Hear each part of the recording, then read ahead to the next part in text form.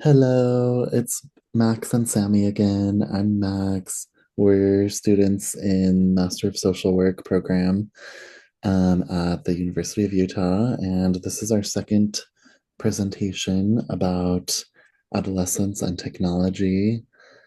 So we're just trying to get some more info that's good for parents to know, and I'll let Sammy take it away. Thank you, Max. Yeah, like we discussed, I'm Sammy, and this particular presentation will be about teens, technology, and sexting, what parents should know. So, trigger warning, there is mention of suicide, self-harm, and just overall violence. So, this is a question for Max. Do you know what sexting, sextortion, or AI deepfakes are, or even the difference between them? I think so, yeah. So sexting is when people like send each other raunchy text messages, which could include like nude pictures of themselves and like talking about sex, and it's usually for the purpose of like sexual pleasure. And sextortion is like a portmanteau of sex and extortion.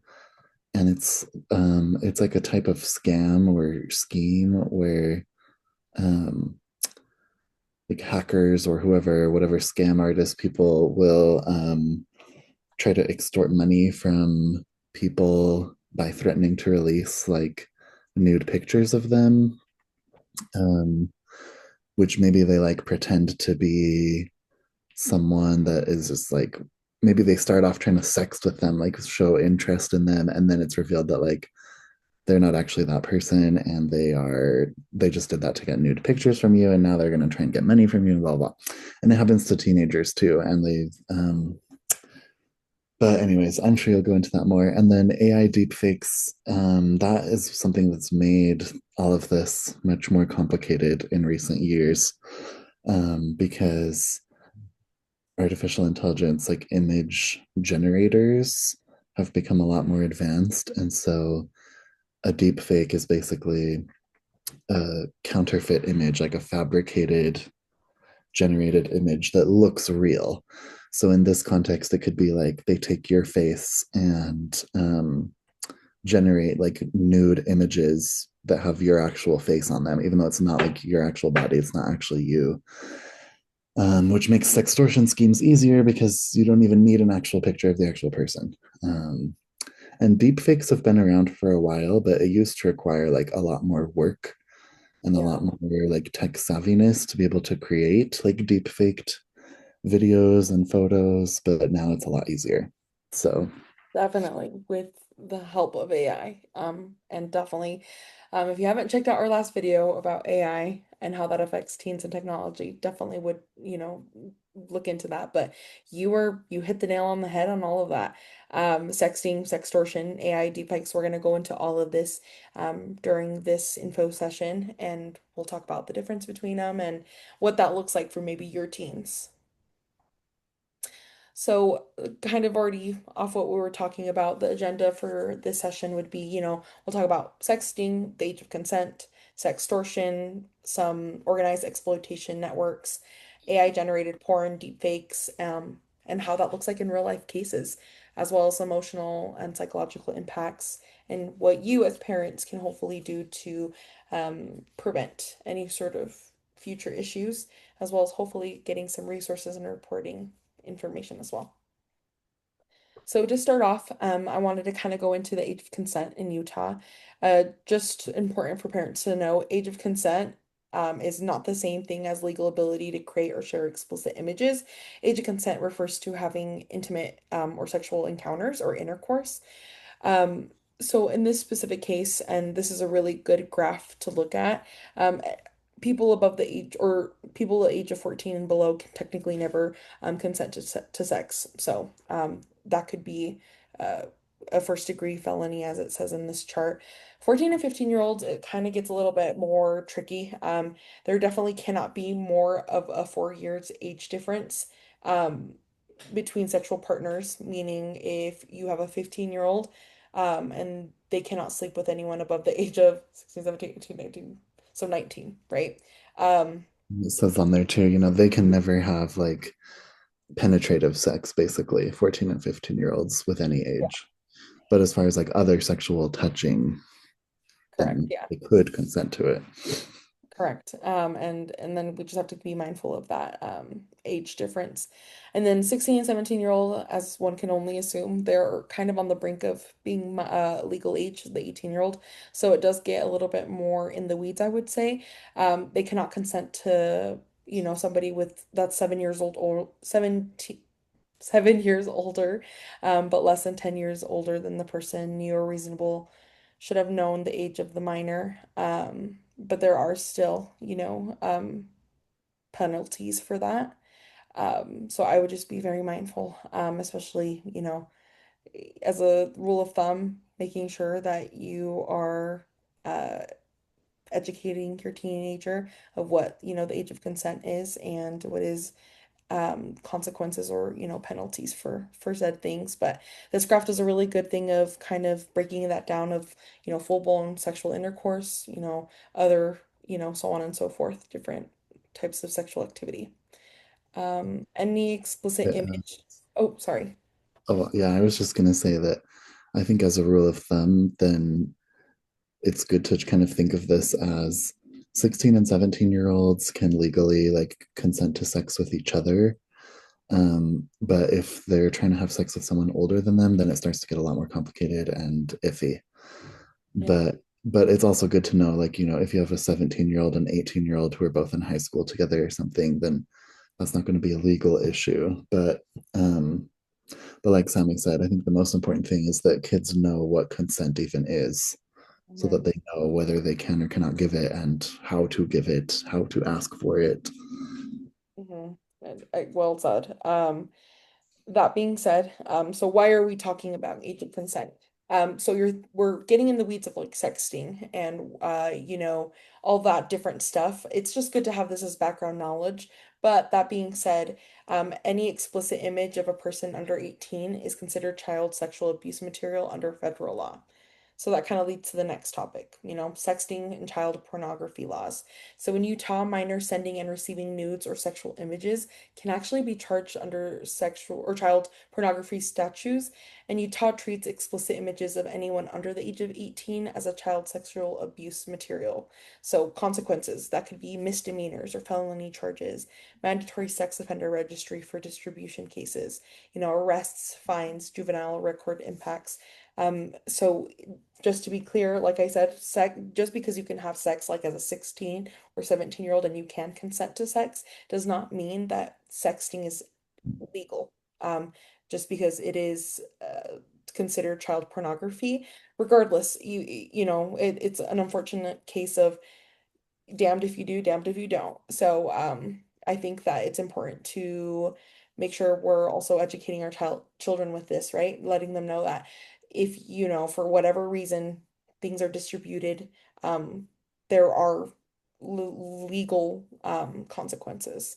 But yeah, I just think it's really important to know that children should, or even teens should know that it's all technically, one would say, illegal. Yeah, and it's not super common, but kids do face charges over this sometimes. I've seen it happen in our public school system that, um, especially in cases where someone starts to share images without consent, then it's a Mhm. lot more likely to be charged as a crime. But Yeah, and that's oh, what I'm I kind going of to talk mentioned. about that more right now. Yeah, and that makes sense, like distributions of it. So it doesn't mean that you, as a person who took the photo and sent it to maybe a boyfriend or a girlfriend, and they like distribute it. That's also illegal. So how can charges arise? Taking an explicit photo of oneself and sending it, receiving it, keeping the image on your device, and sharing others person's images with your peers.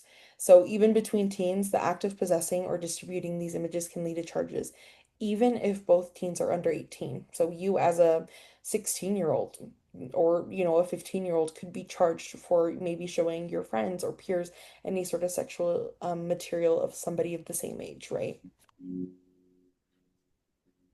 Okay, so now we're going to transition into sextortion and blackmail. So, Max, you hit the nail on the head when we were talking about the definition. Sextortion is a combination of sex and what is the other word? Extortion. There you go. I couldn't think about the first part. Extortion. So it's a cyber crime where someone threatens to expose intimate images or for money, favors, more images. Some common methods are like hackers or someone the teen met online and even peers. It's hard to trust anybody because you could have a loving boyfriend and then once you start engaging and maybe sending nudes back and forth, or sexting it can be really complicated because that can kind of get out of control very, very quickly. Um, some red flags are, of course, unknown contacts. Make sure you're not sharing any sort of intimate images of yourself, especially if you're under teen, knowing that it is technically illegal and can be seen as child pornography. It's very important that we keep that in mind as well. And then, requests for more images under a threat, saying, I will just as an example, I will tell your friends that you hate them if you don't send me a nude, right? These are all red flags of what could possibly be some sextortion. And as well as like, demands for money or cryptocurrency, which we're seeing more and more now. So this is actually something Max and I have both looked into. And we looked into 764 and it's a dangerous, essentially gang online. It's a network known for extreme sextortion, what we just talked about, and child exploitation. This group frequently targets minors, utilizing blackmail, and they actually try to coerce for self-harm. The FBI considers it a tier one investigation and is a terrorist group. And something I don't even mention here, it's worldwide. It doesn't even stay in the US. It's worldwide. People have been arrested in Germany, Europe, North America, South America. It's global. And that's one of the downsides of being on the internet and having that kind of access. The 764 network targets children, from 9 to 17 years old. Um, they use threats, blackmail, coercion, sextortion to manipulate minors into providing explicit images or engaging in self-harms or other abusive acts. And oftentimes this stuff can be like live streamed, So it's a really, really dangerous group. And like I said, it's not just in one area, it's everywhere. So you have to be extremely cautious when you're meeting people online. And a lot of organizations try, or like really bad organizations such as this, um, try to really reel people in, like teens, by trying to be friends with them first, and they meet them on popular, you know, platforms like Discord or Snapchat or Instagram. Honestly, they can be anywhere. But then they, of course, get into the whole manipulation tactics and stuff like that. Okay.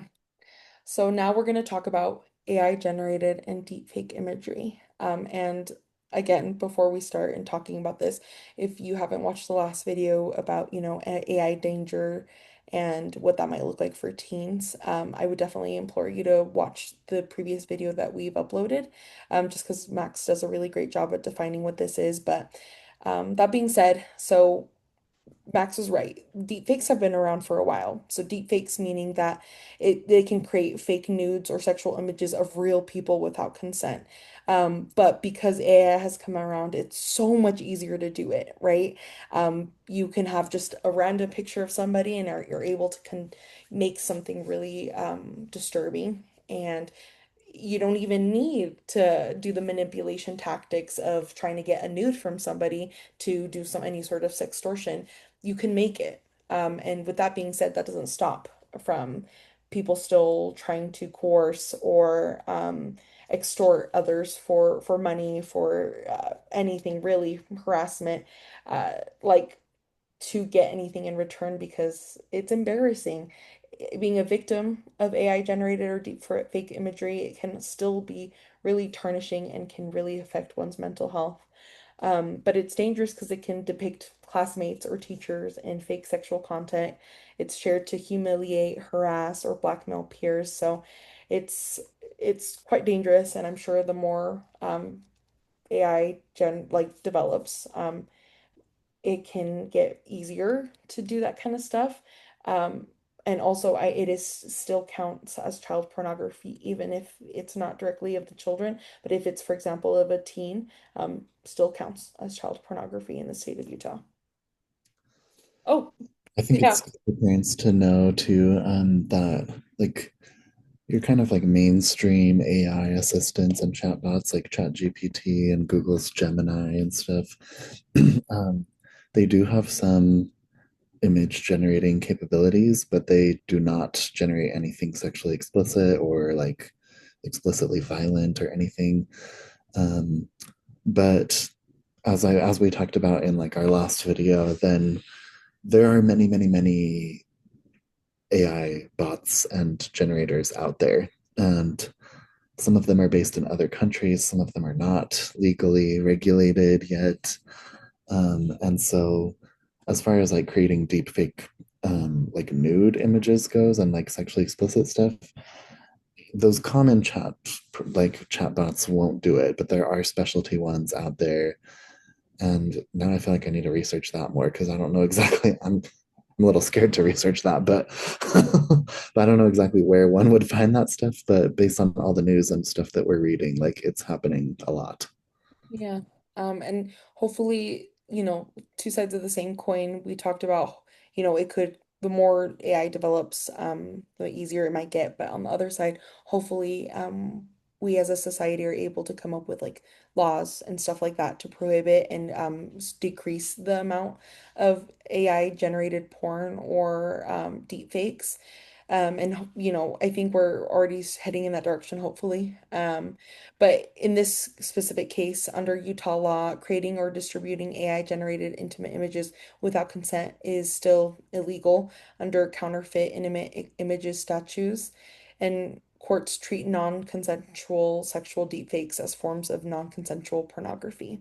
So something like revenge porn. Um, in the federal context, child sexual abuse material laws include technology generated content in many jurisdictions. So, same thing, although it's not real and it's not of the person technically, it still could be punished the same. Just because, like we talked about, it can be damage for mental health reasons and, in a lot of other ways. So, we're going to talk about the real life impact, and this is definitely where I'd like to remind us about the trigger warnings I said at the beginning of the presentation about suicide and self-harm, things like that. So, we'll be talking about Jordan DeMay in Michigan in 2022. He was a 17-year-old high school student, and he was contacted online by someone posing as a teenage girl. After he shared an intimate image, he was immediately threatened. The scammer demanded money and threatened to send the image to his friends and family. And within hours of receiving that threat, he committed suicide. Um, the impact. His case became one of the first highly publicized teen sextortion deaths in the US. Federal authorities later arrested and charged individuals connected to the scheme. His parents are now advocates for stronger awareness and prevention efforts. And sextortion can move very, very fast.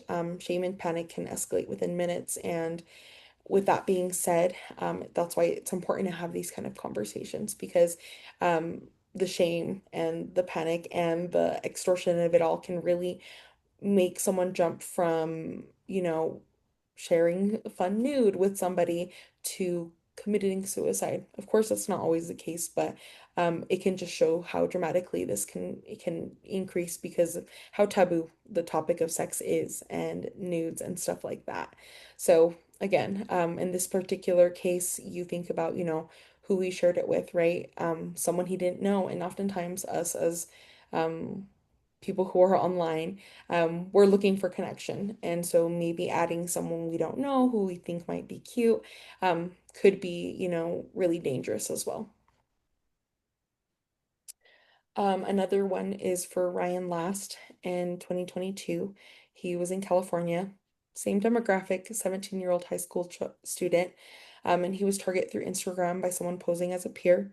After sending an explicit image, he was blackmailed and threatened with exposure and also died shortly after by suicide. His case actually led to federal investigations and arrests to organized sextortion rings, something like 764. And his family now works with law enforcement to raise awareness. Victims are often typical teens, not just troubled kids, and they're targeted because they're normal and trusting. Because, like I said, just barely, we're looking for connection. Everyone, I feel like, is looking for some sort of connection. So, um, it's just about awareness and making sure that we're talking with our teens about the dangers of that kind of stuff.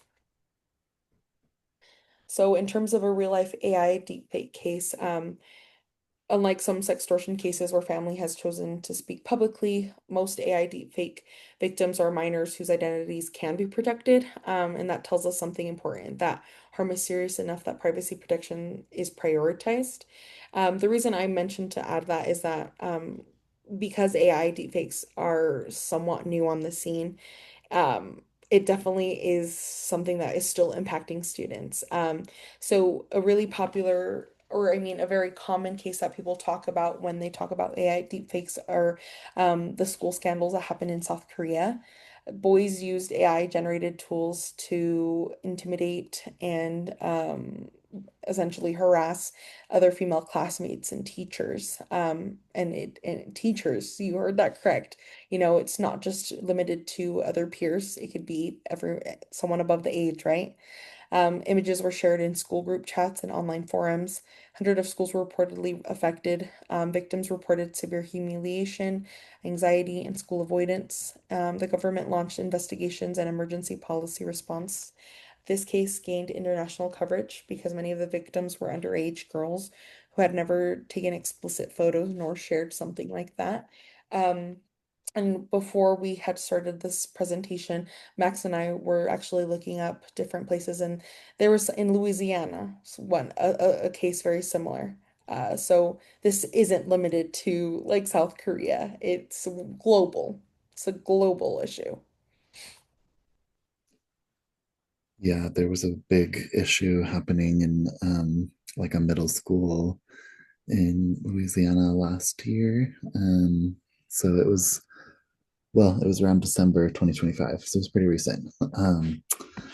But yeah, there was a case where a 13-year-old girl, um, someone made deep faked nude images of her and started circulating them around the peers. And it was originally being shared on Snapchat, which deletes messages after they're viewed. So the adults couldn't find like any evidence of it. And the principal was like doubting if it was even real, and she was begging for help. And then eventually she got really fed up and attacked a boy on the bus because he had been sharing, um, he was like showing a friend these pictures. And then she got expelled and she got in trouble. And her attorneys said that the boy didn't have any consequence at all. Classic. Um, so it's kind of new territory for schools because they're trying to figure out how to deal with this new technology that's accelerating these types of problems. But we'll see what happens. Hopefully, hopefully we can catch on quickly. Yeah. And so that's actually a really good segue into the next portion of this presentation is talking about the impacts, how we can prevent, things that we should talk about, right, with our teens. So emotional and social impacts on teens, even when not prosecuted, their shame, bullying, reputation harm, anxiety, depression, school avoidance, and there's so many reasons why. So in cases like what we previously talked about, suicide feels like the only option for a teen because they're so scared that this is going to circulate or it has circulated and they have these intense feelings. So that's why it's so important, again, to educate our children um, about the dangers of, sexting and sextortion and what that could mean for them. And it's also really important to note that digital is permanent. So once an image is shared, it may never be fully removable. And teens often underestimate how fast content spreads. And we've seen this again and again with different cases, honestly, every day about how fast things can spread. So, prevention and protection. So, start conversations early before there's a crisis. be open, have conversations with your teen, making rules, ways that you could possibly prevent any sort of issues. So, for example, teach digital literacy and AI awareness. Again, another plug to watch the video we filmed previously about AI. So maybe talking about no secret accounts. I know that Finstas are pretty popular within, the teen age group. And that is essentially just another form of Instagram that is more private and secret that parents don't really know about them, and teens are more willing to share and be open on those kind of platforms. Phones charge outside of the bedroom, or maybe, and that these are just suggestions, but they're good ones, having a designated time where the phone no longer is in the room, right? Oftentimes people say, well, oh, my teen uses their phone as an alarm. There are alarm clocks. So I think having some sort of boundary set in place can start at home. And password sharing, maybe knowing what your teen's passwords are, not with the threat of you having to check them, but it kind of creates a safeguard in place of like if anything were to happen. Know the warning signs of sextortion. So if your teen is super reactive to any sort of notifications on the phone, or it seems they get very upset when they're on their phone, or they start isolating, things like that could be a really good and clear indication that something might be going on. So, what do you do if something does happen? Your teen comes to you and says, I sent a nude to my boyfriend and he is sharing it, or he's going to share it if I don't give him money or if I don't keep sharing photos, right? Take immediate action if it is disclosed. So stop responding, no negotiating, screenshot everything and a report immediately. I did include some sort of um, links below for the FBI and, different tip lines to hopefully guide the process of what would be next when it comes to any sort of sextortion or things along that line. Oh, Yeah, and also, and something really cool that so the NCMEC, the National Center for Missing and Exploited Children, they do have that cyber tip line. Their website also has tons of really cool resources, including they have a service called Take It Down. So if there are images of you as a minor um, online, whether it's nude, partially nude, sexually explicit, sexual situation, anyone under 18, then they have this service where if you still have a copy of the image or the video, then you can have them assign basically a digital fingerprint to it. And then they will share that with participating online platforms and stuff. And if that exact video or image is ever detected, then it will be taken down. So that's a good way to get started if there are nude images of you or your child under the age of 18. So there is some hope. And like Sammy said, it's kind of hard to guarantee that it's going to be gone forever, but there's some things you can do, and that's one of them. yeah. And that's perfect. And so that kind of leads to my next thing is what are some helpful resources, right? So the National Center for Missing and Exploited Children, thanks Max for kind of going into that. And the Utah Attorney General protecting kids online, school counselors and trusted adults. So hopefully you can be that kind of trusted adult for your own children. And always legal help for any serious issues. Okay, well, these are my references. We hope you can join us for our next video. Um, but yeah,